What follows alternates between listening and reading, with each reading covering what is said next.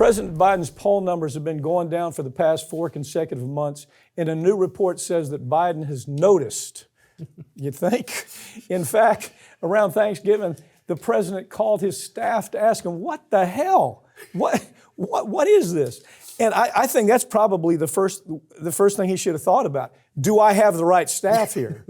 Go ahead and pick up. Yeah, this is, it's a good sign that Biden understands, hey, something is wrong. I shouldn't be losing to the guy with 91 felony counts against him who's out there wanting to be a dictator, but he is. All the polls for 4 months have shown losing, and those polls keep getting worse for him. And, we're 11 months out now. So now is the time where it's like, okay, we should be worrying if you're a part of that Biden administration, things are bad. But I think what he's missing is they are not good with the messaging. Okay, so the talking head critics that are saying it's time to pay attention to this. Yeah. I mean, whether it's Carville or, a lot of folks coming from the Obama administration, Axelrod, coming from the Obama administration and the Clinton administration, so it's time for us to pay attention. Some of their speak clearly, speak coherently. That's one thing. Stop stumbling around and running into things. I mean, that sounds easy. Lose Kamala Harris. Get rid of her. She's an anchor around your neck. Fix the immigration. Come out and start doing something about immigration. At least tell the story about the economy to where people understand that it's pretty good. You've done a pretty good job. Talk about things like chips, stuff that you've created for the infrastructure. Tell Hillary, get lost. Okay, get rid of Hillary and bring Obama in to help. So these are all things that I wish he'd listen to. These are basically talking head recommendations. Oh, quit trying to save your toxic son. This is what you hear him talk about. And get rid of your staff. Your staff sucks. The people who are advising you are morons. Get rid of them. What do you think?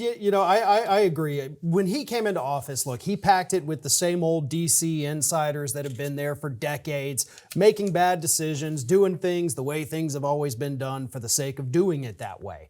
Nothing new, no new ideas, no big grand, plans. So those people are a problem. And that's something, by the way, we talked about when the administration started picking people. Exactly. Your Neera Tandons and folks like that, kick them out the door.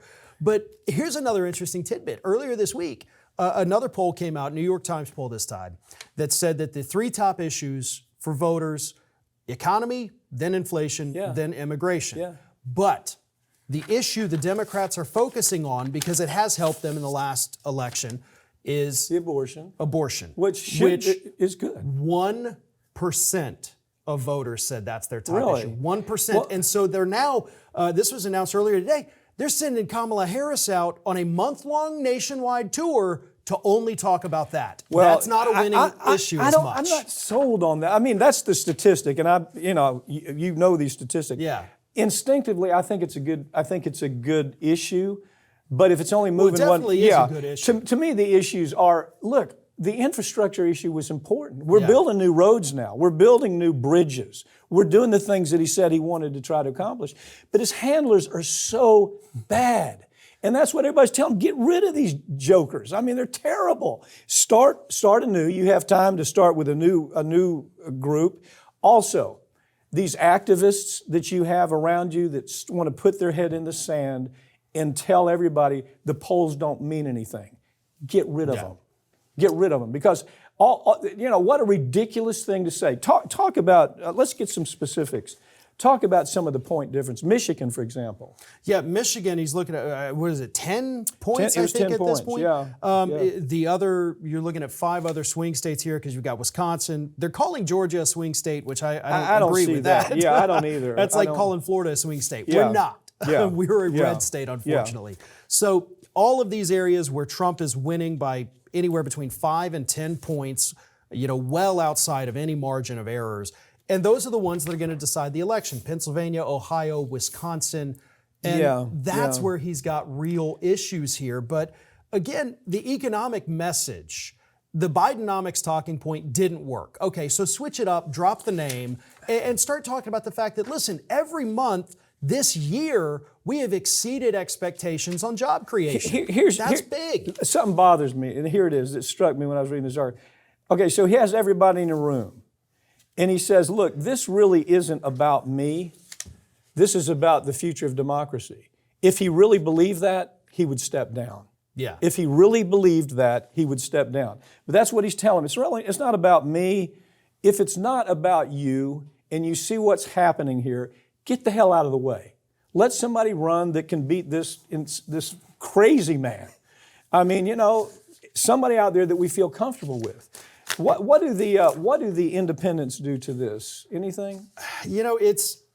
It troubles me a bit because, look, I mean, we look at these poll numbers, we see it on paper, and Biden's in trouble. Mm-hmm. But then you look in practice, and we have seen Democrats overperform in every election since, summer of 2022. Virginia. So, look at Virginia. Even Jacksonville, Florida. Yeah. So it makes me wonder how accurate are the polls, because they've been way off in years. I always worry about that. But I think also dismissing them is not a good idea either. He has issues and he's got to work on them, and he's not yet.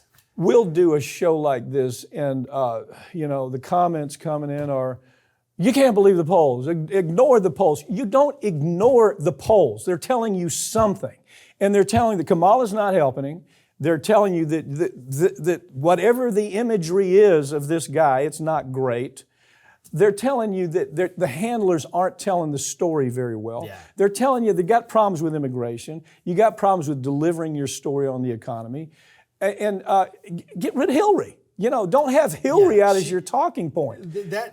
I mean, as somebody hugely as unpopular as she is, that's just dumb. Yeah. That is a dumb move. Yeah. But, look, Ukraine is dragging him down a bit. Israel, Gaza, dragging him down. Totally. He's got a lot of problems. Do you think the hearings that are coming up really are not going to have any effect? I mean, I really want to.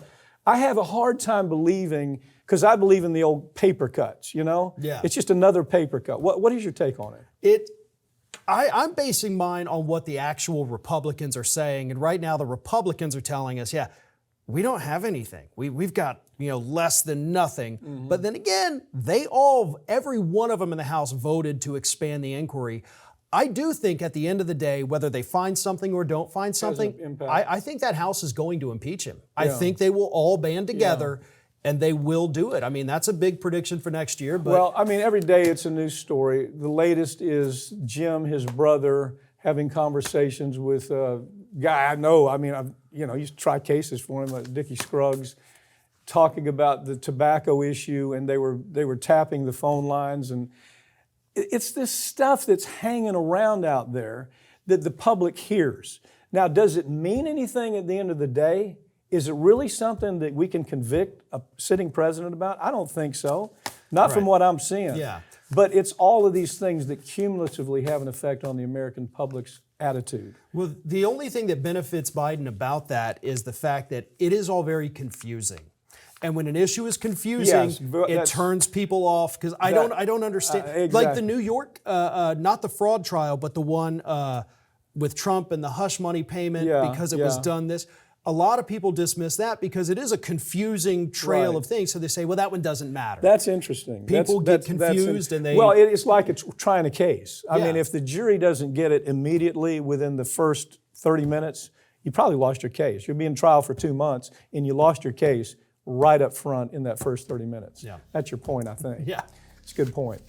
Thanks for joining me, Farron. I say it all the time. I believe you're the best. I really do believe you're the best progressive commentator in the business. I honestly believe that. Thank you. I appreciate it. That's all for this week, but all of these segments are going to be posted right here on this channel in the coming week, so make sure you're subscribed.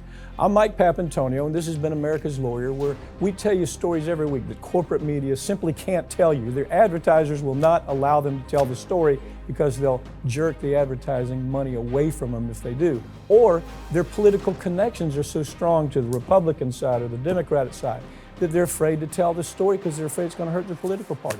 We don't have that problem here, as you can tell. We'll see you next time.